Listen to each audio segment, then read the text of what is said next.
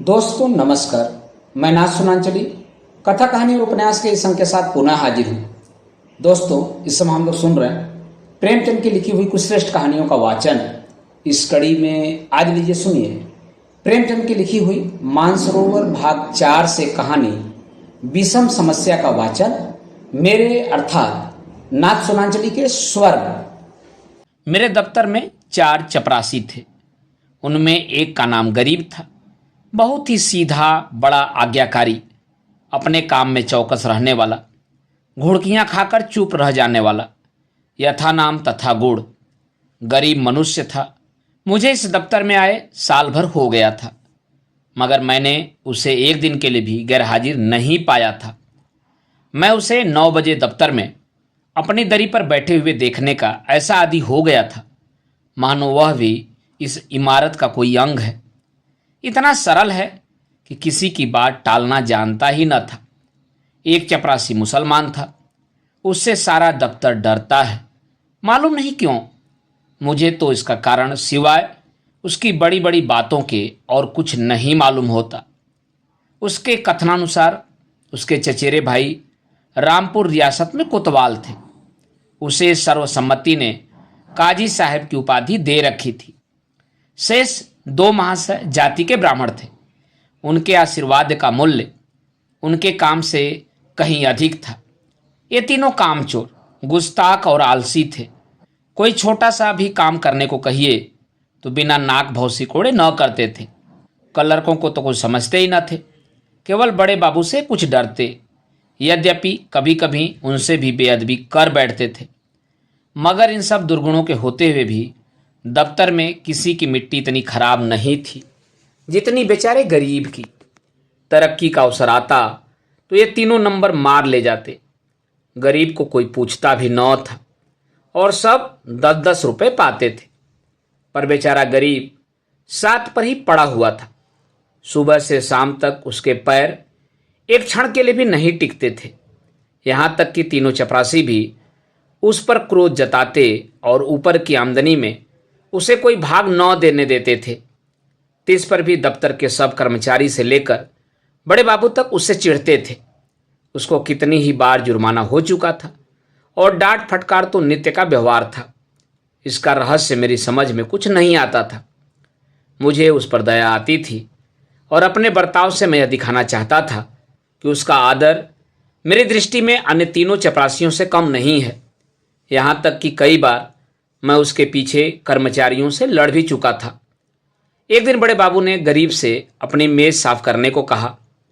वह तुरंत मेज साफ करने लगा। दायोग से झाड़न का झटका लगा तो दावात उलट गई और रोशनाई मेज पर फैल गई। बड़े बाबू यह देखते ही जामे से बाहर हो गए। उसके दोनों कान पकड़कर खो बैठे और भारतवर्ष की सभी प्रचलित भाषाओं से दुर्वचन चुन चुन कर उसे सुनाने लगे। बेचारा गरीब आंखों में आंसू भरे चुपचाप मूर्तिवत सुनता था, मानो उसने कोई हत्या कर डाली हो। मुझे बड़े बाबू का जरा सी बात पर इतना भयंकर रौद्र रूप धारण करना बुरा मालूम हुआ। यदि किसी दूसरे चपरासी ने उससे भी बड़ा अपराध किया होता तो भी उस पर इतना कठोर वज्र प्रहार न होता। मैंने अंग्रेजी में कहा, बाबू साहब यह अन्याय कर रहे हैं। उसने जानबूझकर तो रोशनाई नहीं गिराई। इसका इतना कड़ा दंड देना अनाउचित की पराकाष्ठा है। बाबूजी ने नम्रता से कहा, आप इसे जानते नहीं, यह बड़ा दुष्ट है। मैं तो इसकी कोई दुष्टता नहीं देखता। आप अभी इसे जाने नहीं, यह बड़ा पाजी है। इसके घर में 2 हलों की खेती होती है, हजारों का लेन देन करता है, कई भैंसें लगती हैं। इन बातों का इसे घमंड है। घर की दशा ऐसी ही होती तो आपके यहाँ चपरासीगिरी क्यों करता? बड़े बाबू ने गंभीर भाव से कहा, विश्वास मानिए यह पोढ़ा आदमी है और बला का मक्खीचूस है। यदि ऐसा ही हो तो भी कोई अपराध नहीं है। अभी आप यहाँ कुछ दिन और रहिए तो आपको मालूम हो जाएगा कि यह कितना कमीना आदमी है। एक दूसरे महाशय बोल उठे, भाई साहब इसके घर मनो दूध होता है, मनो ज्वार चना मटर होती है, लेकिन इसकी कभी इतनी हिम्मत नहीं होती कि थोड़ा सा दफ्तर वालों को भी दे दे। यहाँ इन चीज़ों के लिए तरस तरस कर रह जाते हैं, तो फिर क्यों न जी जले। और यह सब कुछ इसी नौकरी के बदौलत हुआ है, नहीं तो पहले इसके घर में भूनी भांग तक न थी। बड़े बाबू सकुचाकर बोले, यह कोई बात नहीं, उसकी चीज है, चाहे किसी को दे या न दे। मैं इसका मर्म कुछ कुछ समझ गया। बोला, यदि ऐसे तुच्छ हृदय का आदमी है तो वास्तव में पशु ही है। मैं यह न जानता था। अब बड़े बाबू भी खुले, संकोच दूर हुआ। बोले, इन बातों से उबार तो होता नहीं, केवल देने वाले की सहृदयता प्रकट होती है, और आशा भी उसी से की जाती है जो इस योग्य है। जिसमें कुछ सामर्थ्य नहीं, उससे कोई आशा भी नहीं करता। नंगे से कोई क्या लेगा? रहस्य खुल गया। बड़े बाबू ने सरल भाव से सारी अवस्था दर्शा दी। समृद्धि के शत्रु सब होते हैं, छोटे ही नहीं बड़े भी। हमारी ससुराल या ननिहाल दरिद्र हों तो हम उससे कोई आशा नहीं रखते, कदाचित हम उसे भूल जाते हैं, किंतु वे सामर्थ्यवान होकर हमें न पूछें, हमारे यहाँ तीज या चौथ न भेजें तो हमारे कलेजे पर सांप लौटने लगता है। हम अपने किसी निर्धन मित्र के पास जाएं तो उसके एक बीड़े पान पर ही संतुष्ट हो जाते हैं। पर ऐसा कौन मनुष्य है जो किसी धनी मित्र के घर से बिना जलपान किए हुए लौटे और सदा के लिए उसका तिरस्कार न करने लगे। सुदामा कृष्ण के घर से यदि निराश लौटते तो कदाचित वे उनके शिशुपाल और जरासंध से भी बड़े शत्रु होते। कई दिन पीछे मैंने गरीब से पूछा, क्यों जी, तुम्हारे घर कुछ खेतीबाड़ी होती है? गरीब ने दीन भाव से कहा, हाँ सरकार, होती है। आपके 2 गुलाम हैं, वही करते हैं।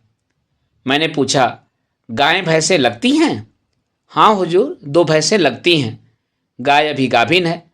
आप लोगों की दया से पेट की रोटियां चल जाती हैं। दफ्तर के बाबू लोगों की भी कभी कुछ खातिर करते हो? गरीब ने दीनतापूर्ण आश्चर्य से कहा, हुजूर, मैं सरकार लोगों की क्या खातिर कर सकता हूँ? खेती में जौ, चना, मक्का, जुआर, घास पात के सिवा और क्या होता है? आप लोग राजा हैं। यह मोटी छोटी चीजें किस मुंह से आपको भेंट करूं? जी डरता है कि कहीं कोई डांट न बैठे कि टके के आदमी कितनी मजाल। इसी मारे बाबूजी कभी हियाव नहीं पड़ता। नहीं तो दूध दही की कौन बिसात थी? मुंह के लायक बीड़ा तो होना चाहिए। भला एक दिन कुछ लाके दे तो दो। देखो लोग क्या कहते हैं, शहर में ये चीजें कहाँ मुयस्सर होती हैं। इन लोगों का जी भी तो कभी कभी मोटी छोटी चीजों पर चला करता है। जो सरकार कुछ कहें तो कहीं साहब से शिकायत कर दें तो मैं कहीं का न रहूं। इसका मेरा जिम्मा है। तुम्हें कोई कुछ न कहेगा, कोई कुछ कहेगा भी तो मैं समझा दूंगा। हुजूर, आजकल तो मटर की फसल है और कोल्हू भी खड़े हो गए हैं। इसके सिवाय तो और कुछ भी नहीं है। बस तो यही चीजें लाओ। कुछ उल्टी सीधी पड़ी तो आप ही को संभालना पड़ेगा। दूसरे दिन गरीब आया तो उसके साथ 3 हृष्ट पुष्ट युवक भी थे। 2 के सिरों पर 2 टोकरियां थीं, उसमें मटर की फलियां भरी हुई थीं। एक के सिर पर मटका था जिसमें ऊख का रस था। तीनों युवक ऊख का एक एक गट्ठा कांख में दबाए हुए थे। गरीब आकर चुपके से बरामदे के सामने पेड़ के नीचे खड़ा हो गया। दफ्तर में उसे आने का साहस नहीं होता था, मानो कोई अपराधी है। वृक्ष के नीचे खड़ा ही था, कितने में दफ्तर के चपरासियों और दूसरे कर्मचारियों ने उसे घेर लिया। कोई ऊख लेकर चूसने लगा। कई आदमी टोकरों पर टूट पड़े। इतने में बड़े बाबूजी भी दफ्तर में आ पहुंचे। यह कौतिक देखकर उच्च स्वर से बोले, यह क्या भीड़ लगा रखी है? चलो अपना अपना काम देखो। मैंने जाकर उनके कान में कहा, गरीब अपने घर से यह सौगात लाया है, कुछ आप लीजिए, कुछ हम लोगों को बांट दीजिए। बड़े बाबू ने कृत्रिम क्रोध धारण करके कहा, क्यों गरीब, तुम यह चीजें यहां क्यों लाए? अभी लौटा ले जाओ, नहीं तो मैं अभी साहब से कह दूंगा। क्या हम लोगों को मरबुक समझ लिया? गरीब का रंग उड़ गया, थर थर कांपने लगा, मुंह से एक शब्द भी नहीं निकला। मेरी ओर अपराधी नेत्रों से ताकने लगा। मैंने अपनी ओर से क्षमा प्रार्थना की। बहुत कहने सुनने पर बाबू साहब राजी हुए। अब चीजों में से आधी अपने घर भिजवाई, आधी में दूसरे लोगों के हिस्से लगाए। इस प्रकार यह अभिनय समाप्त हुआ। अब दफ्तर में गरीब का मान होने लगा। उसे नित्य घुड़कियां न मिलती, दिन भर दौड़ना न पड़ता, कर्मचारियों के व्यंग और अपने सहवर्गियों के कटु वाक्य न सुनने पड़ते। चपरासी लोग उसका स्वयं काम कर देते। उसके नाम में थोड़ा सा परिवर्तन हुआ। वह गरीब से गरीब दास बना। स्वभाव में भी कुछ तब्दीली पैदा हुई। दीनता की जगह आत्मगौरव का उद्भव हुआ। तत्परता की जगह आलस्य ने ले ली। अब वह कभी कभी देर से दफ्तर आता, कभी कभी बीमारी का बहाना करके घर बैठ रहता। उसके सभी अपराध अब क्षम्य थे।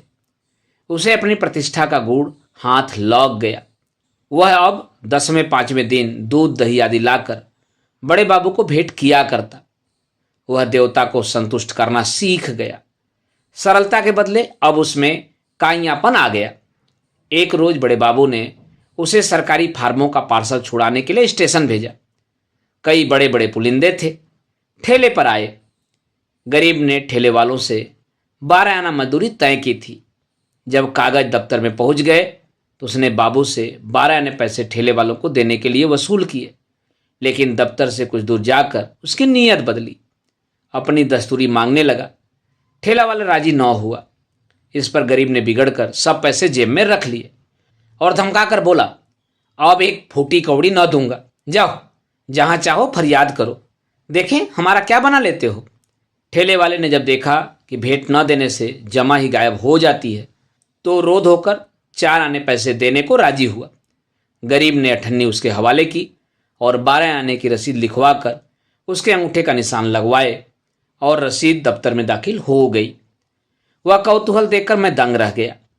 यह वही गरीब है जो कई महीने पहले सत्यता और दीनता की मूर्ति था, जिसे कभी अन्य चपरासियों से भी अपने हिस्से की रकम मांगने का साहस न होता। दूसरों को खिलाना भी न जानता था, खाने की जिक्र ही क्या। मुझे यह स्वभावांतर देखकर अत्यंत खेद हुआ। इसका उत्तरदायित्व किसके सिर था? मेरे सिर। मैंने उसे धूर्तता का पहला पाठ पढ़ाया था। मेरे चित्त में प्रश्न उठा, इस काइयापन से जो दूसरों का गला दबाता है, वह भोलापन क्या बुरा था जो दूसरों का न्याय सह लेता था। वह अशुभ मुहूर्त था जब उसे मैंने प्रतिष्ठा प्राप्ति का मार्ग दिखाया, क्योंकि वास्तव में वह उसके पतन का भयंकर मार्ग था। मैंने वाह प्रतिष्ठा पर उसकी आत्म प्रतिष्ठा का बलिदान कर दिया। दोस्तों, अभी आप सुन रहे थे प्रेमचंद की लिखी हुई मानसरोवर भाग 4 से कहानी विषम समस्या का वाचन मेरे अर्थात नाथ सोनांचली के स्वर में। दोस्तों, और भी किस्से, कहानी और उपन्यास सुनने के लिए आप मेरे साथ कथा कहानी और उपन्यास के साथ जुड़े रहें। धन्यवाद। नमस्कार।